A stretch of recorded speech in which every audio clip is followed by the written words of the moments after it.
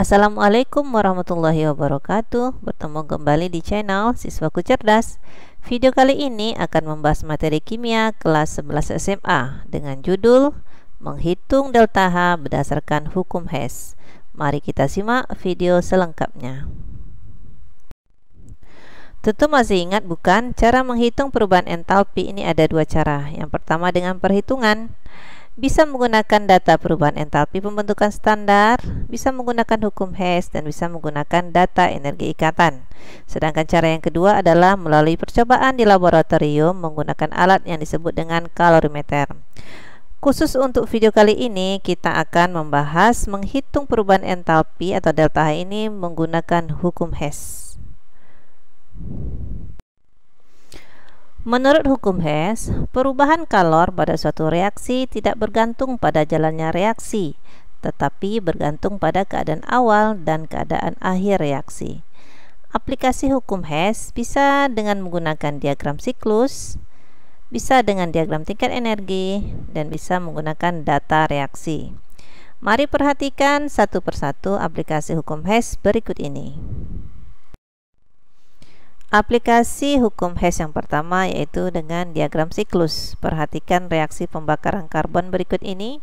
Karbon ditambah dengan oksigen menghasilkan karbon dioksida. Ini adalah reaksi tahap pertama, delta-nya sebesar negatif 394 kJ. Tetapi tidak menutup kemungkinan reaksi ini berjalan beberapa tahap, seperti pada saat pembakaran karbon menghasilkan karbon monoksida terlebih dahulu. Delta H-nya sebesar negatif 111 kJ. Kemudian dibakar kembali baru menghasilkan karbon dioksida dengan delta H-nya sebesar negatif 283 kJ. Di sini dapat kita lihat pada tahap kedua ini delta H-nya negatif 111 kJ. Ketika kita jumlahkan dengan negatif 283, hasilnya akan sama dengan delta H reaksi tahap pertama sebesar negatif 394 kJ.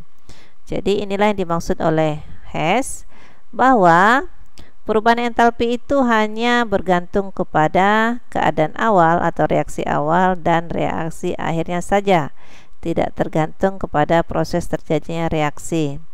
Jadi di sini jika kita bingung menentukan reaksi awal dan akhir, perhatikan saja tanda panahnya. Jika ujung tanda panah bertemu seperti ini pasti reaksinya berakhir di sini. Jadi di sini yang sebagai reaksi akhirnya adalah CO2, sedangkan reaksi awalnya kita lihat tanda panah yang pangkalnya bertemu seperti ini disebut dengan reaksi awal.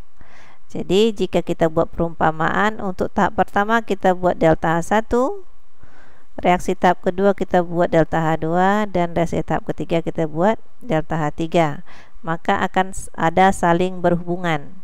Secara matematika bisa kita buat bahwa delta H1 ini akan sama hasilnya dengan penjumlahan delta H2 dan delta H3. Maka rumusnya menjadi delta H1 sama dengan delta H2 ditambah delta H3.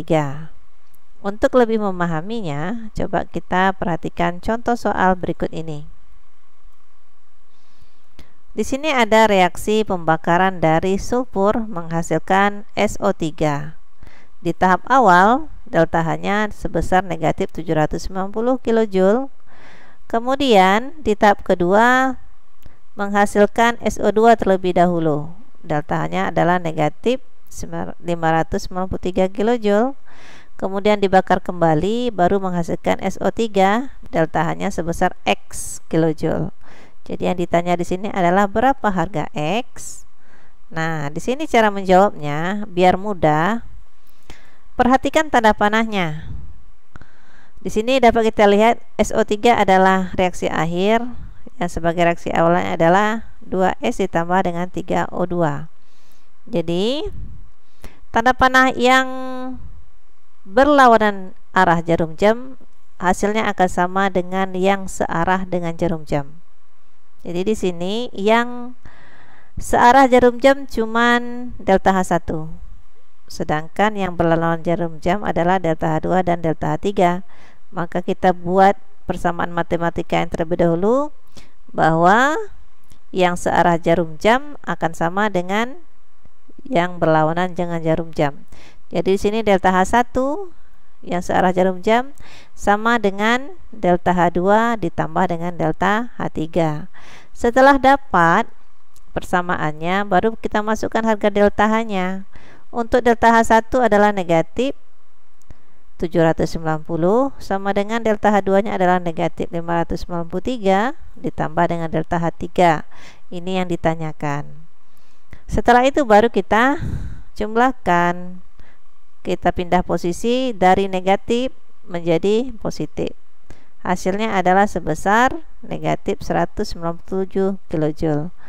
Inilah cara menentukan perubahan entalpi berdasarkan hukum Hess dengan diagram siklus.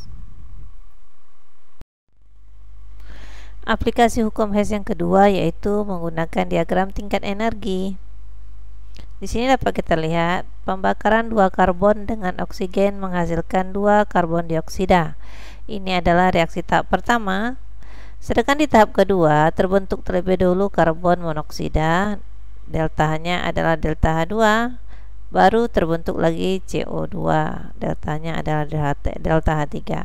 Maka dari diagram tingkat energi ini kita dapat membuat persamaan matematikanya, bahwa delta H1 adalah hasil penjumlahan dari delta H2 ditambah dengan delta H3. Untuk lebih memahaminya, perhatikan contoh soal berikut. Di sini pembakaran karbon ditambah O2 menghasilkan karbon dioksida. Ini tahap pertama, delta-nya sebesar negatif 96,1 kilokal. Kemudian di tahap kedua terbentuk dulu karbon monoksida. Delta-nya adalah sebesar negatif 26,4 kilokal. Kemudian baru terbentuk karbon dioksida. Di sini yang ditanyakan berapa delta H3-nya. Maka sesuai dengan rumus tadi bahwa delta H1 adalah hasil penjumlahan dari delta H2 ditambah delta H3, tinggal dimasukkan ke rumus. Kemudian kita masukkan harga delta H-nya. Untuk delta H1 negatif 96,1, delta H2 negatif 26,4 dan ditambah dengan delta H3 yang ditanya. Maka cukup mudah, kita tinggal memindah ruaskan. Jadi negatif 26,4 dipindah ruas menjadi positif 26,4. Kita jumlahkan, hasilnya adalah sebesar negatif 67,7 kilokal. Ginilah cara menentukan delta H berdasarkan hukum Hess dengan diagram tingkat energi.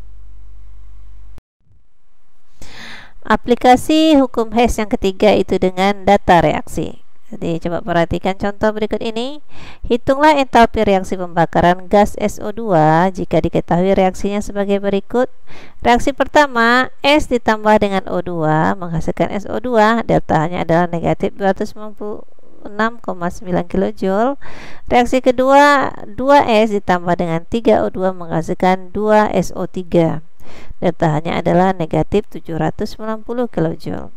Jadi cara menjawabnya, kita fokus dulu di pertanyaannya. Hitunglah entalpi pembakaran dari gas SO2. Jadi kita buat dulu reaksi pembakaran untuk SO2. Reaksinya adalah SO2 ditambah dengan setengah O2 menghasilkan SO3. Jadi baru kita fokus ke reaksi di atas ini. Jadi untuk SO2 terdapat pada reaksi pertama. Cuman di sini dia berada di kanan, sementara yang ditanyakan berada di kiri. Maka reaksi yang pertama ini harus kita balik. Jadi menjadi SO2 menghasilkan S ditambah O2. Jadi karena reaksi ini dibalik, awalnya delta H-nya adalah negatif 296,9 kJ menjadi positif 296,9 kJ. Maka untuk SO2 sudah selesai. Sekarang kita lanjutkan. Kita fokus lagi ke SO3. SO3 ini terletak pada reaksi pertama. Reaksi kedua dia berada di kanan, berarti udah sama posisinya, tetapi koefisien yang ditanyakan adalah 1, sementara yang tersedia ini adalah 2. Maka reaksi ini harus kita bagi 2 agar koefisien SO3 ini 1. Jadi reaksi kedua ini harus kita bagi 2. Hasilnya adalah menjadi S ditambah 3/2O2 menghasilkan SO3. Delta H-nya pun harus dibagi 2 menjadi negatif 395,2 kJ. Setelah itu baru kita coret jika dalam reaksi ini ada yang sama kiri dan kanannya. Jadi di sini kita perhatikan SO2 ini tidak ada yang sama kiri kanan. S di kiri ada, S di kanan ada dalam dua reaksi ini ya. Maka harus kita coret. Kemudian O 1 O dikurang dengan 3/2O, maka jadi setengah O2. Kemudian kita turunkan saja SO3 nya. Hasilnya untuk delta H ini kita jumlahkan, maka didapatlah hasil negatif 93,3 kJ. Ini adalah cara menentukan hukum S dengan data reaksi. Sini yang harus diperhatikan ada ketelitiannya. Yang pertama kita harus fokus kepada pertanyaannya, kemudian baru kita cek keberadaan senyawanya di reaksi yang telah disediakan. Kemudian jika reaksinya dibalik, maka delta H-nya juga dibalik. Jika reaksinya harus dibagi 2, harus dibagi 2 atau selanjutnya. Untuk menguji kepahamannya, silakan kerjakan latihan soal berikut. Perhatikan diagram berikut ini. Di sini ada reaksi A ditambah B menghasilkan C tambah D, delta H-nya adalah delta H1. Kemudian A ditambah B bisa juga menghasilkan P ditambah Q, delta H-nya adalah delta H2. P ditambah Q menghasilkan R ditambah S, delta H3, dan C ditambah D menghasilkan R ditambah S adalah delta H4. Yang ditanyakan adalah persamaan matematika yang tepat untuk diagram di atas. Jadi perlu diingat, untuk mudahnya kita perhatikan tanda panahnya. Yang searah jarum jam hasilnya akan sama dengan yang berlawanan dengan jarum jam. Selamat mencoba. Dan terima kasih telah menonton video ini. Semoga video ini bermanfaat dan menambah pengetahuan untuk Ananda semua. Saya akhiri dengan Assalamualaikum warahmatullahi wabarakatuh.